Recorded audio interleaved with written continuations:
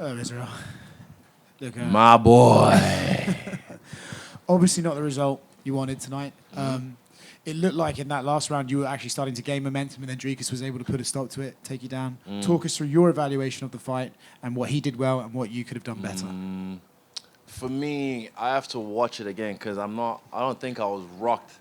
I think I slipped and I was like, what the fuck was that?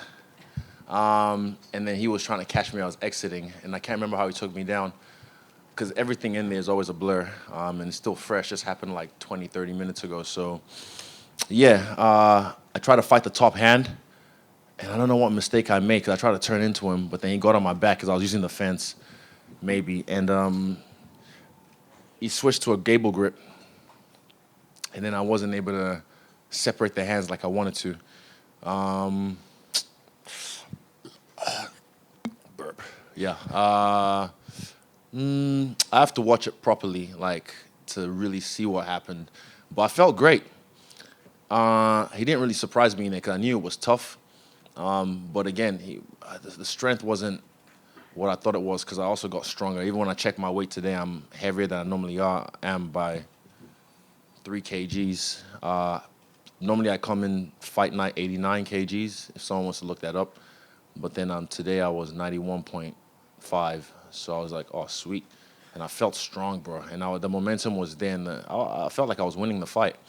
I hurt him a few times to the body, and I felt my shot was coming because he kept on, I won't say too much, but he kept on, reacting to when I hurt his body. But again, tough dude, strong spirit, and yeah. I wouldn't say I'm disappointed in myself, but I'm proud of the way I carried myself this camp, the way I came in ready. And yeah, it sucks to lose. But at the same time, I'm happy for me and my team. Like, Kai got a great stoppage. Dan entertained the fans with a psychotic mindset. That was fun to watch. And yeah, I felt just not my night tonight. The better man won tonight. So I'll open up to questions. Congratulations on a great event. Thank you. Talk us through your perspective of it, enjoying the fights, and how you felt the event delivered for the fans. So, I mean, my perspective, actually not too dissimilar to the last time we were here. I think people were shocked at how early. It was 5:30 outdoors. People were lined up outside, full-strength beers right away. I think by the first fight, we had over 5,000 people in, despite how horrific the weather was outside for a few hours this morning. Event had ups and downs, but generally this trajectory upwards, and I think those last 3 fights of the main card delivered. Co-main event and the main event were both excellent. The Hooker event was excellent. Yeah, it was really nice being back in Perth. We mentioned it when we were in Abu Dhabi a few weeks ago, the support that you get when you've got a partnership like this with the government, and it felt this week, not only because of the rugby, but because of 305, there was a great buzz in the city, and we were proud to be part of it. I think you've only got one more event on the deal with Perth at the moment. Would you guys be? I'm sure that's a conversation to be had, but is there interest from both sides in renewing that and potentially doing this for the next few years? 100%. And there was also, after Elimination Chamber here a few months ago, there's general interest. I mean, in speaking to some of our partners, some of the government representatives over the course of this week, what's clear is that they want Perth to be an international destination for all types of events. Coldplay was here, the rugby was here, we're coming back, they want WWE back here. So to be a part of that is really important for us, and yes, the conversations will continue. Kind of fun right here. Another knockout for Kai Kara-France. So I guess what are the emotions? I know the team might be a little low right now after Israel's performance, but for yourself, after this long layoff to come back and get a performance like that. Yeah, it's just proud of myself, proud of my team. This year that I've, took time away just to, prioritize what's most important, and that to me, that's my whānau, that's my wife and my 2 kids. So just giving them time to, being present and giving them all my attention, and then when the time was right, step back into my normal setting and build for this fight, and just be, firing on every level, physically, emotionally, spiritually, and tonight just executed everything that we've been working towards in the last 12 weeks. So it's a pretty surreal feeling, and just to have everything come together this week. Felt so calm in there tonight, and definitely made a statement that don't count me out, and remind everyone I'm one of the best flyweights. He's in front right here.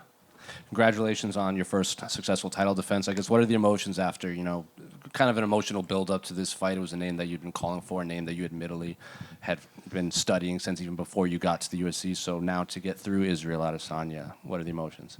Yeah, I mean, it feels absolutely incredible sitting here. I mean, what a build-up to the fight this week. Just a big ups to him as well, the UFC team here in Australia. It was...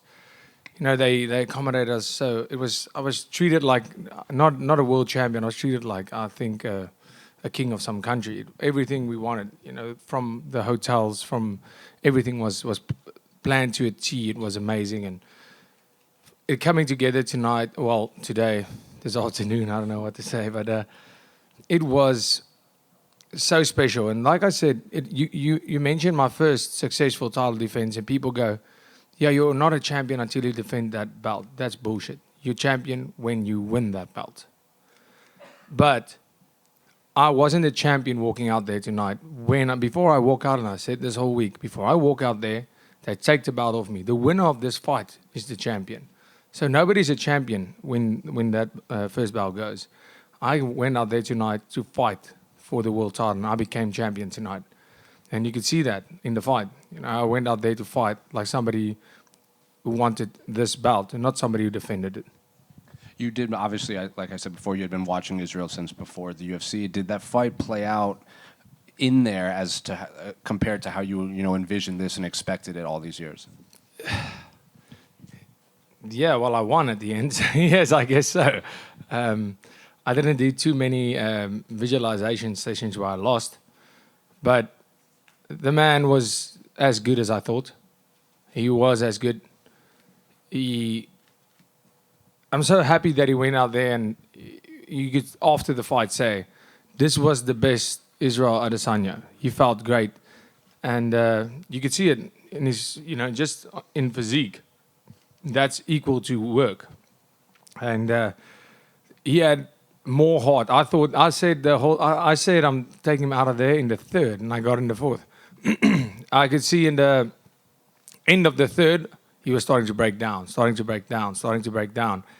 But there just wasn't enough. And in that fourth round, if you look at the fight, the story of the fight was in the beginning of the round, because I knew they look at my game plan, me and my coaches. So we said, Coach Monet, obviously genius at this, looked at what he does, and we said, he kept on talking about he's a new fighter, he's going to come in there, be different. The old Adesanya. So he's going to come and try and fight me and stop me from going forward, because they know that's how I fight, and that's his kryptonite when somebody's... he's not going to make the same mistake like he did against Strickland. So every round, you can see this, in the beginning of the round, I was standing my ground, but he was in the middle of the octagon, and he was almost dictating But if you're not used to fighting like that, you get more tired. If you're not used to fighting with that kind of pressure. And I didn't back off. I wasn't fighting on the outside. I just stood my ground. And then every round, around 2 minutes, my coach would shout, listen, it's time to go. And I would start pushing forward. And that's when I started getting, every round at the end, I got the success. And every round his burst, like the first bit of the round where he was dictating would be shorter. And in that fourth round, I landed quite a lot of big shots. The man can take a punch, but you can only take that many. He kicks like an abs. Jeez, the man kicks hard. The first inside low kick he kicked me, I think his feet felt like this big.